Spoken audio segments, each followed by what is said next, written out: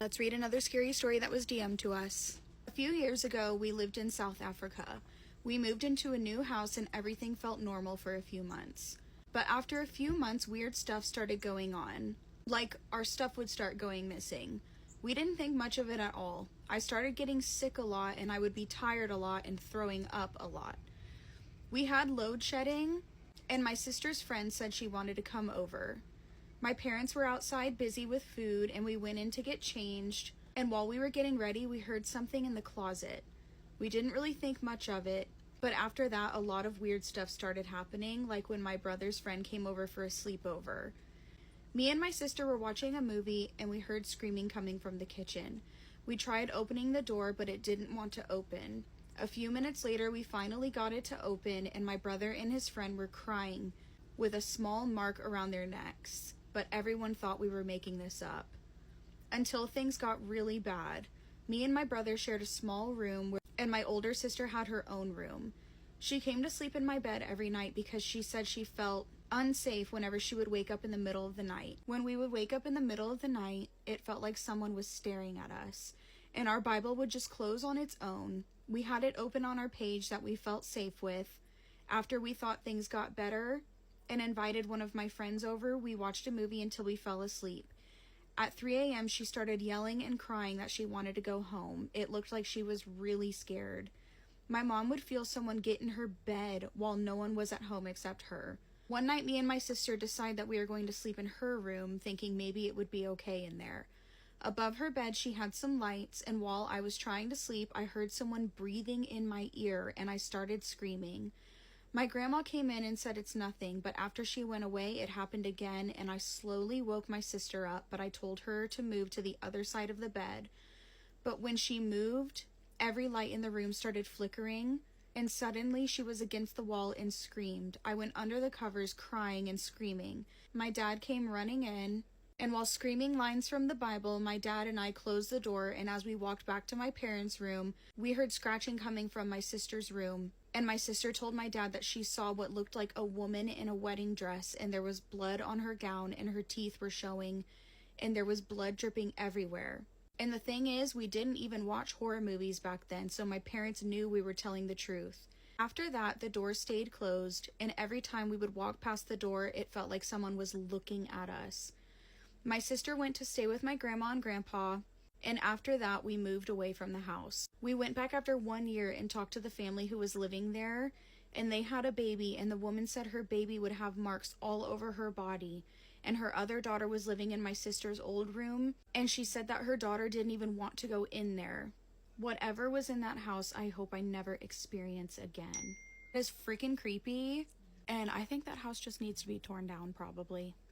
I don't know about you, but I love a good scary story, especially when it's about the Appalachian Mountains. A few days ago, I posted a Tea After Midnight story about the Appalachian Mountains, and you guys blew it up. And I just want to say thank you so much for every single person that's here. I'm so glad that you love this series just as much as I love making it. With that being said, I received another email about the Appalachian Mountains, and I thought it would be perfect to read to you guys tonight. I do want to say that this story has me super unsettled, so just a forewarning. But with that being said, grab your favorite tea and settle in while I tell you a scary story, because of course, this is Tea After Midnight. This story comes from Alicia. I have a very scary story that happened to me last year that I still can't seem to shake. My name is Alicia, and I am 32 female, and I also live in the Appalachian Mountains.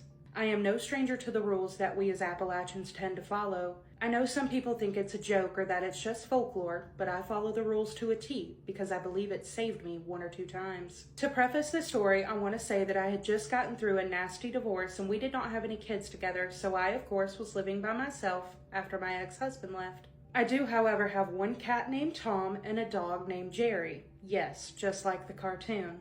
Directly as I get home, I take Jerry outside so he can do his business. It was around 5 p.m. and the sun was getting close to setting. Jerry and I go back inside and I start my nightly routine, cleaning the house, doing dishes, cooking supper, etc. It was a normal night like any other, and after my dog had eaten, I took him outside to potty before he laid down for bed. To set the scene, it was fall and the wind was howling particularly loud this evening. Of course, it was pitch black, the only light coming from the front porch, but it truly made no real dent in that kind of darkness. Jerry sniffed around for a second before I noticed he whipped his head around to the tree line of the property. He kept trying to go over there, pulling me with him as he was attached to his leash. I told him no, we aren't going over there, and to finish your business. He wouldn't go though.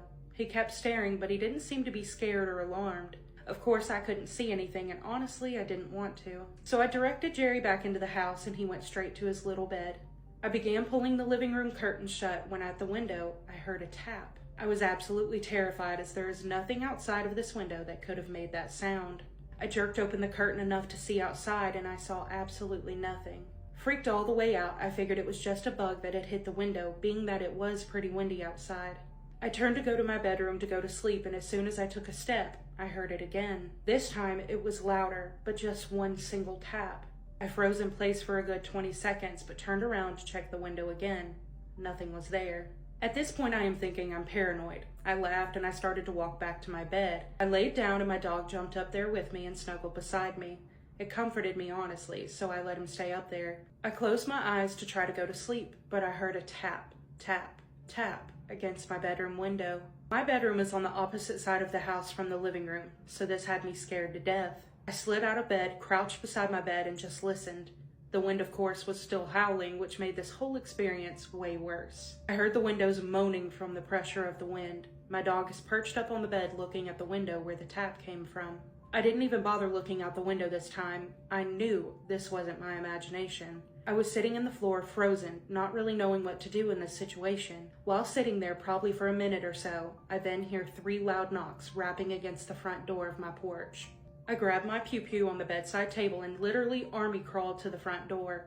I, of course, did not open it because I know the rules. Never open the door to a knock when someone isn't on the other side. The top half of my door is glass and there are blinds covering it, but when I'm on the floor, I can see through the blinds and, of course, no one was there. I started to really panic and fight or flight mode kicked in. I grabbed my keys, slipped on my shoes, and went through the door in my garage to get into my car. I locked the doors and pressed the garage opener and the door started to lift open. I backed out and literally whipped my car around facing the driveway to leave. My headlights were pointed directly at the tree line where Jerry was looking earlier in the night, and I kid you not, I see standing in the trees this tall, gray, lanky figure with long arms and fingers with glowing eyes. It was mostly in view except for the left side of it was covered by a big tree. As soon as I saw it, my heart stopped. It stood there for a few seconds before it stepped behind the tree. It not being in sight terrified me even more. I floored it out of my driveway and sped a few minutes down the road where my ex-in-laws lived. I called them, of course, waking them up, but honestly, I didn't care. I told them what happened, what I had just seen, and my ex-father-in-law, Kevin, said to pull up to the house and he would come with me. He jumped in and I told him in detail what I had seen. Pulling back up to the house, I shined the bright lights of my car on every inch of the woods that I could, and we saw nothing. They offered for me and the animals to stay with them that night, and I did. I was too scared to be alone. The next day I got back to the house and I went to the tree line where I saw it, and I peeked behind the tree that I saw it standing behind. I saw 3 large claw marks in the tree, and I immediately ran back to the house and locked myself in it. It's been 4 months since I saw the thing, and I can't get it out of my mind. I've not seen anything since that night, but if I hear the slightest tap or creak, my heart immediately stops with the thought, it's here. I do want to say that a couple days ago, I received this email. Literally the next day, I received another email from a guy who described seeing the exact same thing. Down to the detail. Glowing eyes, tall, gray, lanky, long arms, long fingers, the works. He said he saw the exact same thing. And I don't know. That's just too big of a coincidence for me. So I don't know what it is. I have my theories, but very, very creepy, and it has me super unsettled right now because I literally have to take my dog out in the dark. But y'all let me know in the comments what you think this could be because this was so scary. But that concludes this episode of Tea After Midnight. If you have any personal scary stories you want to share with me, I would love to read them. You can email me at the email that's going to be in the caption, or it's going to be right up here. I have received a lot of emails and comments and DMs over the past couple days, so I promise you I will get back to you. Just give me a little bit of time, but please send in your stories. I love reading them and I love to share them. But thank you so much for watching. I hope you have a wonderful night. I love you, and I'll catch you in the next one. Bye. While we're on the topic of Hollyweird, do I have the story for you? Okay, this is coming from a woman who's claiming to be the side piece of an actor who is publicly in a relationship, but he's telling her that it's not a real relationship and it's just for his public-facing persona. He's also telling her that he's 400 years old and is immortal. Before I get into the story, though, I have to read you a legal disclaimer from my lawyer. This story, as well as all other stories shared on Spooky Scary Storytime, was submitted by a listener and is being shared for storytelling and entertainment purposes only. Names and identifying details have been altered or omitted. There is no way to verify the claims made in this story, and they should be taken as personal experience, not fact. This content does not reflect the views or beliefs of the creator, aka me. Any resemblance to real individuals is purely coincidental and is not intended as statement of fact. Oh, now that all that said, this woman writes me. She goes, hey, I have been seeing this actor since 2022. I have proof. Here's proof. She's in her mid to late 20s. He's significantly older. He is also single at the time that they are meeting, and they're talking, hanging out all the time, but he's telling her that he can't be in a public relationship with her because he's in a conservatorship. Over the next couple years, they grow close. They're still talking all the time. They're still seeing each other all the time. He ends up telling her that he's falling in love with her. He also reveals personal details about himself, like that he struggles with depression and bipolar disorder. He is honest with her about his relationships. He tells her that he's been hooking up off the record with an A-list singer, we'll say, and said A-list singer is also a lot younger than him. And so the person who sent this story says, oh, I didn't know that she was interested in people like you. I never saw her date anybody like you. And he says, well, she's actually not the age that she says she is. She's a lot older. This conversation is sort of where her relationship with him gets a little bit creepy, because he starts telling her all sorts of things like, well, you know, a lot of people like me are not really our real ages like we say that we are. We're a lot older. I'm 400 years old. I've actually been a few other people in my life.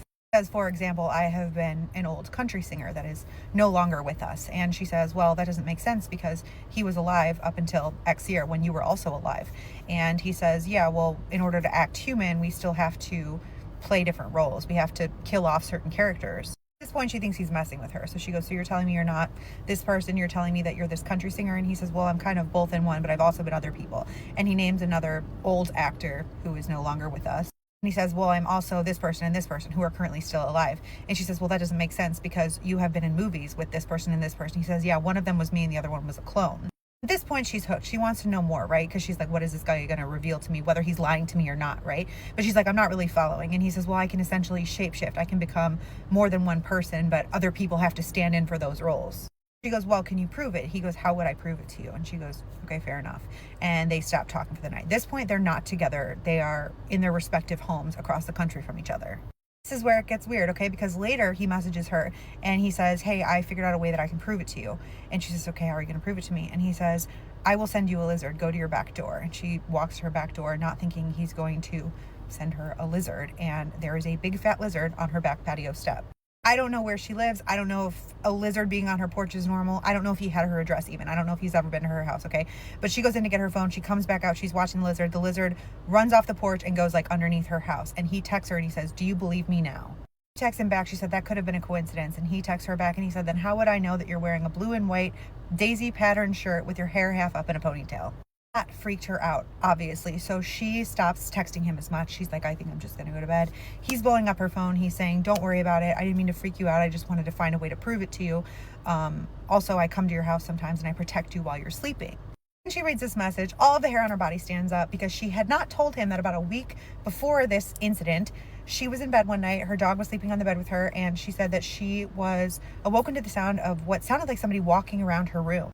Opened her eyes and looked around her room but didn't see anybody, thought she was just imagining it, maybe dreaming, rolled over, heard her dog start growling, and then swore that she felt somebody tuck her hair behind her ear. She doesn't tell him this. She doesn't text him back, but he texts her again and he says, I actually really love you. I don't want to scare you. I want you to know that I'm protecting you from things that are evil. I'm not evil. I'm just what I am.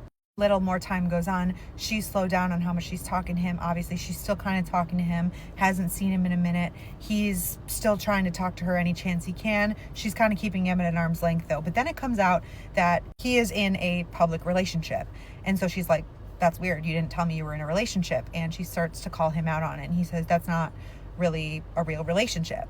It was essentially a PR move because there have been some other headlines about him coming out. And I can't really say much more than that. This new relationship is essentially to distract people from those headlines. She said, I don't know if he's a narcissist who is lying to me and just seeing what he can get away with telling me and what I'll believe, or I don't know if there's any truth to this. But he also tells her that the whole idea of celebrities having clones They do, but it's not because they've been cloned. It's just that they use them essentially as body doubles. Way to split souls. So she's still talking to him as far as I know. Make of this what you will. And can't prove any of this, can't say that any of this is factual. This is just a place to share stories.